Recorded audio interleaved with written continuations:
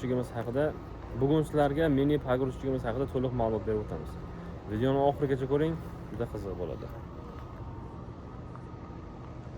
Pagurchigimiz 928 model kabinali varianti. 4 silindrli turbo dizel motor bilan jihozlangan. Motori apparat motor, salarka tanlamaydi.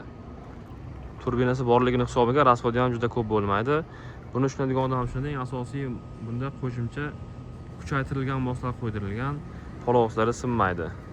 Xo'p, traktorimiz yuk ko'tarish balandligi 3 metr, yuk ko'tarish og'irligi 1 tonna.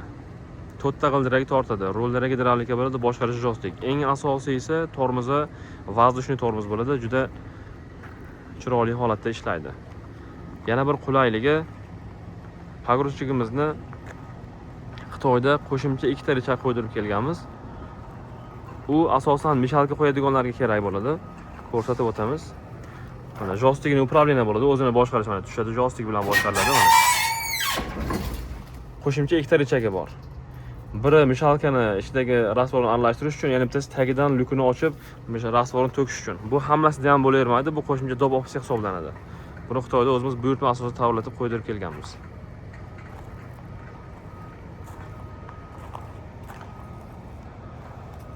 Motorni ham ko'rsatib o'tamiz.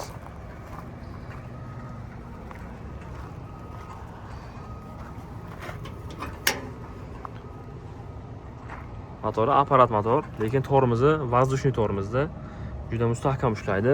Turbinasi ham bor mana, rasxodni kamaytirish uchun. Tormozni ham ko'rsatib o'tamiz. Eshikning yopilishlariga e'tibor berib o'tasiz. Tormozlari vakuumli tormoz. Kabinasida barcha qulayliklari bor, ventilyatorlari, shuna tormoz, massa, hamma qulayliklari bor. Mikrofonlari ham bor.